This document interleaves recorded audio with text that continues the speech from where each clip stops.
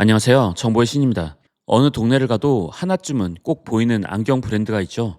바로 다비치 안경입니다. 다비치 안경은 정찰제와 박리담회를 앞세워 전국구 프랜차이즈로 성장했는데요. 그런데 이 다비치 안경이 최근 공정거래위원회로부터 약 15억 원에 달하는 과징금을 부과받았습니다.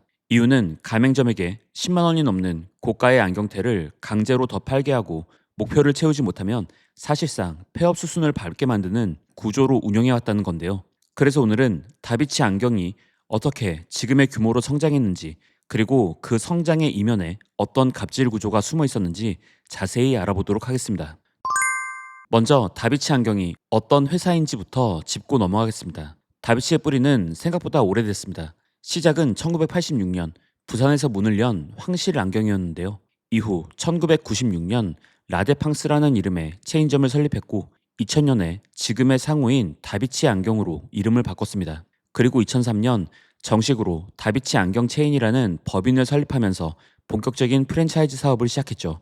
계산해보면 다비치라는 이름을 쓴 지만 벌써 25년이 넘었고 회사의 역사 전체로 보면 40년에 가까운 업력을 가진 회사입니다. 다비치는 성장 과정에서 다른 동네 안경점과는 확실히 다른 전략을 취했습니다. 개인이 운영하는 작은 안경점들이 흥정과 가격 비공개로 운영되던 시절 다비치는 넓은 매장에 여러 명의 안경사를 상주시키고 정가제를 도입했습니다. 소비자 입장에서는 어느 매장을 가나 같은 가격, 흥정할 필요가 없는 매장이라는 신뢰를 줄 수가 있었던 것이죠. 이 전략이 소비자들에게 먹히면서 다비치는 빠르게 매장 수를 늘려나가 2026년 8월 현재 다비치 안경 홈페이지 기준 전국 매장 수는 321개에 달합니다. 그리고 여기에 결정적인 한 방이 더해집니다. 바로 2015년부터 시작한 자체 브랜드인 다온의 론칭입니다. PB 상품을 본사가 직접 기획하고 생산해 가맹점에 공급하는 구조를 만든 건데요. 이 PB 상품 전략이 왜 중요한지 조금 더 자세히 설명드리겠습니다. 일반적으로 안경테는 제조사에서 도매상을 거쳐 개별 매장으로 유통됩니다. 이 과정에서 도매상에 마진이 붙지요. 그런데 다비치처럼 본사가 직접 생산하고 그 상품을 가맹점에 유통하는 구조를 만들면 어떻게 될까요? 도매상이라는 중간 유통 단계가 통째로 사라지고 그 자리를 본사가 차지하게 됩니다.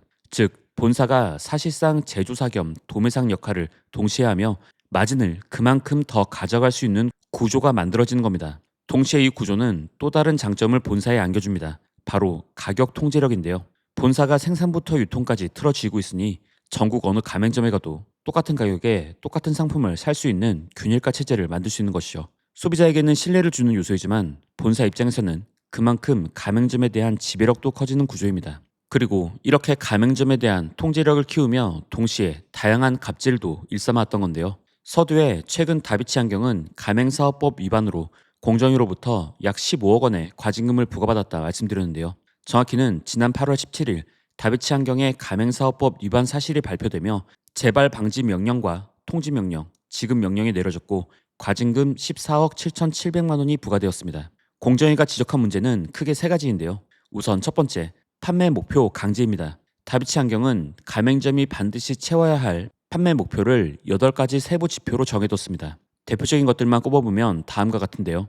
여기서 중요한 포인트는 이 목표에 포함된 상품들이 대부분 본사가 판매 장려금이나 차액 가맹금을 챙길 수 있는 상품들이었다는 겁니다.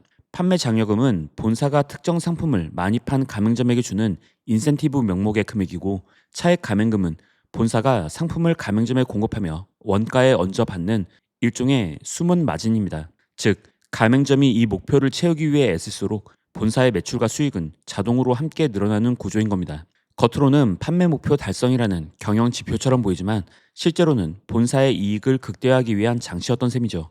그리고 문제는 이 목표가 단순한 권고가 아니라 강제성을 띄었다는 점입니다. 다비치 안경은 매달 가맹점별로 목표 달성 여부를 점검했고 여기에 그치지 않고 단계적인 제지까지 가했습니다. 이 제재 단계를 순서대로 보면 소름이 끼칠 정도로 체계적인데요. 먼저 목표를 1회 미달하면 워크숍에 강제로 참석시킵니다. 사실상 경고 성격의 조치죠. 만약 2회 연속 미달하면 회생 계획서를 제출하도록 요구했습니다. 마치 부실 기업이 채권단에 자구책을 내는 것과 비슷한 방식입니다. 그리고 3회 연속 미달하면 가맹종료위원회에 참석시키고 가맹해지 대상이라는 공문을 발송합니다. 이 흐름을 보면 사실상 삼진아웃제와 다를 게 없습니다. 몇 달간 매출 목표, 그것도 특정 고가 상품 판매 비율을 채우지 못했다는 이유만으로 가맹점 문을 닫아야 할 수도 있는 압박을 받은 겁니다. 초기 창업 비용이 최소 5억 원, 많게는 10억 원까지 투자돼서 차린 매장인데 말이죠. 공정위는 이를 두고 다비치 안경이 자사 PB 브랜드 매출을 늘리기 위해 거래상 우월적 지위를 남용한 행위라고 판단했습니다. 가맹점은 본사와의 계약 관계상 을의 위치에 있을 수밖에 없는데 이 구조적 우위를 이용해 무리한 판매 목표를 강제했다는 겁니다. 두 번째 위반 사항은 인테리어 및 간판 교체 비용 떠넘기기입니다. 가맹사업법에는 본사의 권유나 요구로 가맹점이 점포 환경을 개선할 경우 본사가 그 비용의 20%를 부담해야 한다는 규정이 있습니다. 이건 가맹점이 본사의 브랜드 이미지를 위해 인테리어를 바꾸는 경우 그 부담을 본사와 가맹점이 일정 부분 나눠내도록 만든 법적 장치입니다. 그런데 다비치 안경은 자신들의 권유나 요구에 따라 가맹점이 점포 환경을 개선했는데도 가맹사업법상 가맹본부가 부담해야 하는 비용의 20%를 제대로 지급하지 않았는데요. 여기에 더해 2021년 무렵 다비치는 새로운 기업 CI를 도입하며 브랜드 로고와 디자인 컨셉을 바꿨는데 이 새로운 CI를 반영한다는 명목으로 간판 교체 공사를 무려 193개 가맹점에 권유하거나 요구했습니다. 그리고 이때도 관련 법령상 본사가 부담해야 할 간판 교체 공사 비용의 20%를 지급하지 않았습니다. 생각해보면 굉장히 불합리한 지점입니다. 브랜드의 이미지를 새롭게 리뉴얼하겠다는 결정은 본사가 내린 경영 판단입니다. 가맹점 입장에서는 딱히 필요성을 못했을 수도 있는 교체 작업이죠.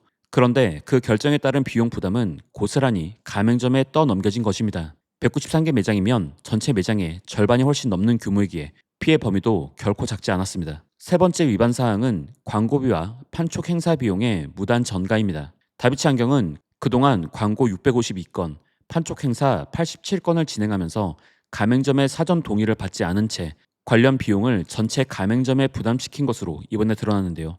가맹사업법에는 본사가 광고나 판촉 행사를 진행할 때 그 비용을 가맹점에 부담시키려면 사전에 가맹점 사업자들의 동의를 받도록 규정하고 있습니다. 일방적으로 본사가 광고를 집행해 놓고 비용만 나중에 청구하는 걸 막기 위한 장치인 것이죠. 다비치 본사 측은 가맹점 사업자의 18%로 구성된 대표위원회의 동의를 받았다고 주장했으나 현행법 기준 광고는 50%, 판촉 행사는 70% 이상의 가맹점 동의가 필요하기에 가맹사업법상 적법한 동의로 인정되지 않았습니다. 이렇게 세 가지 위반 사항을 종합해보면 하나의 공통된 패턴이 보입니다. 본사가 결정하고 본사가 이익을 챙기고 그 비용과 리스크는 가맹점이 떠안는 구조인 건데요. 공정위가 이번에 제지한 건 바로 이 구조 자체였던 겁니다. 그럼 이렇게 가맹점을 쥐어짜서 본사는 실제 얼마나 벌었을까요? 다비치 안경의 최근 실적을 보면 2022년부터 연매출 1,000억 원을 돌파했고 작년 2025년에는 1,582억 원까지 매출이 늘어나며 3년 사이 50%나 성장한 것을 알 수 있는데요. 몇 년 새 매출이 큰 폭으로 증가한 걸 보면 PB 상품 전략과 이번에 문제가 된 판매 목표 강제 정책이 본사의 실적에 상당한 기여를 했을 것을 짐작해 볼 수 있습니다. 뿐만 아니라 다비치 안경은 연간 영업이익도 200억 원에 육박하는 그야말로 알짜 회사의 모습인데요. 그럼 이 성장 반대편에 있는 가맹점주들의 사항은 어떨까요? 먼저 다비치는 시작부터 진입장벽이 상당히 높은 브랜드입니다. 최초 가맹금만 2,750만 원에 달하고요. 인테리어 비용은 50평 매장 기준 평당 259만 원에 매장 평수에 맞춰 안경테를 진열용으로 구비해야 하는 것은 물론 시력 검사 장비 등 기계 구입 비용도 만만치 않은데 특히 검안기는 한 대에 3,500만 원까지 한다고 알려져 있습니다. 이걸 다 더하면 50평대 매장 기준으로 기본 비용만 3억 중후반대가 나오고 여기에 상가 임대료와 별도 공사비까지 고려하면 최소 5억 원은 필요합니다. 또한 실제로 다비치 매장을 가보신 분들은 아시겠지만 100평 정도가 되는 대형 매장들도 꽤 많습니다. 이 정도의 규모라면 창업 비용이 8억 원에서 10억 원 이상까지도 올라갑니다. 그럼 이렇게 거액을 투자한 실제 가맹점 내 매출과 수익은 어떨까요?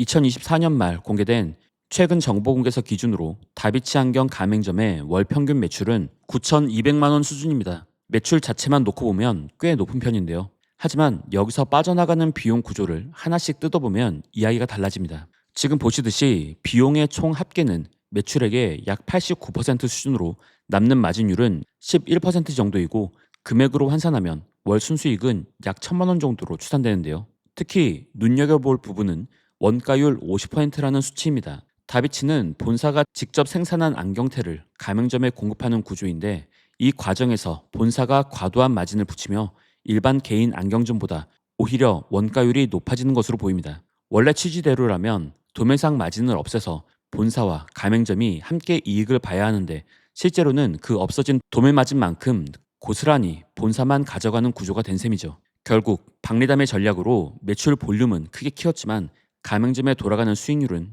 기대만큼 크지 않은 구조인 겁니다. 5억 원 이상을 투자해서 월 1천만 원 정도를 남긴다고 하면 투자 원금을 회수하는 데만 대략 4, 5년이 걸리는 셈이고 10억 원짜리 대형 매장이라면 그 기간은 훨씬 더 길어집니다. 그나마 한번 동네에 자리 잡으면 안경점의 특성상 폐업하는 경우가 많지 않다 보니 그동안 가맹점주들은 이걸 단기 수익이 아니라 중장기 투자로 받아들이고 버텨온 것으로 보입니다. 그러나 문제는 이렇게 몇 년을 버텨야 하는 구조 속에서 본사가 판매 목표를 강제하고 이를 못 채우면 가맹 해지 압박까지 가했다는 것이겠죠. 5억, 10억을 투자하고 아직 원금도 회수하지 못한 가맹점주 입장에서 목표 미달 시 가맹 해지 대상이라는 공문을 받는다는 게 얼마나 큰 압박이었을지 상상하면 끔찍한데요. 이제 그동안 본사 갑질의 실태가 공정위 조사를 통해 낱낱이 드러났으니 그동안 속으로만 삭혀왔을 가맹점주들의 반발이 앞으로 더 거세질 가능성이 커 보입니다. 다비치 안경에 대한 이번 공정위의 제재는 가맹사업법 위반 사례 중에서도 판매 목표를 강제한 행위에 대한 첫 제재라는 점에서 의미가 매우 큽니다. 특히 매출액이나 판매 수량뿐 아니라 특정 상품 판매 비율 설정도 판매 목표에 해당한다는 판단은 앞으로 비슷한 방식을 써온 다른 프랜차이즈 본사들에게도 적지 않은 영향을 줄 것으로 보이는데요. 외식 프랜차이즈를 비롯해 여러 업종에서 본사가 자신들의 이익을 위해 가맹점의 경영 자율성을 빼앗고 각종 비용을 떠넘기는 불공정 행위가 여전히 반복되고 있는 현실을 바꿔나가기 위해서라도 이번 사례처럼 앞으로도 지속적인 감시와 점검이 필요해 보입니다. 오늘 영상도 유익하셨다면 구독, 좋아요, 알림 설정, 댓글로 응원 부탁드리고요. 여러분들의 생각도 댓글로 남겨주세요. 그럼 저는 다음 영상으로 다시 찾아뵙겠습니다. 오늘도 시청해주셔서 감사합니다.